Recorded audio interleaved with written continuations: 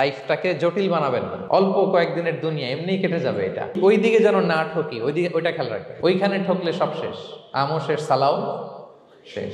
ওইখানে যেন ঠকে না যায়, এটা খেয়াল রাখতে হবে। তাহলে প্রথম ফ্যাক্টর হচ্ছে সুখী সমৃদ্ধ জীবনের will make our life simple.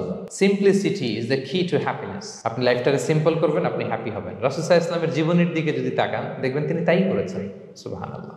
সহিহ মুসলিমের একটা হাদিস শোনাই আপনাদেরকে।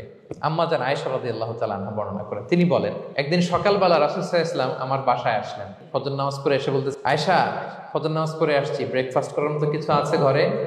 ইয়া রাসূলুল্লাহ, কিছু নাই। নাই? ঠিক আছে, আম ফাস্টিং, যাও আমি রোজা রাখলাম, রোজার নিয়ত করলাম। কত ইজি গোয়িং, কত সিম্পল বানিয়েছেন লাইফটা। আচ্ছা, আমরা হলে কি করতাম? একটু মিলাই নিজের সাথে। সাধারণত আমরা যেটা করতাম, আমরা অনেকে রেগে যেতাম। প্রিয় ভাইরা, ঘরে কিছু নাই মানে তুমি আগে জানাবা না আমাকে? হ্যাঁ, গত রাতে বললে তো কিছু নিয়ে আসতে পারতাম। সাধারণত এইভাবেই তো রিয়েক্ট করি আমরা, আগে জানাবা না কেন, আগে বলো না, রেগে যেতাম। অথবা বলতাম, আচ্ছা ঠিক আছে, এখন যে একটা কিছু ব্যবস্থা করি, দেখি কিছু পাওয়া যায় কিনা। এরকম অনেক ওয়ে খুঁজতাম। কিন্তু রাসূল সাল্লাল্লাহু আলাইহি ওয়াসাল্লাম এই কোনো অপশন না নিয়ে বললেন, ওকে, there is no food for breakfast, I'm gonna fast فإني صائم। ঠিক আছে, খাবার যখন নাই আমি রোজায় রেখে দিলাম। সুবহানাল্লাহ। এভাবে তিনি তার লাইফ লিড করেছেন। Make your life simple, you'll be happy. জটিল না করে সহজ করুন, আপনি হ্যাপি হবেন।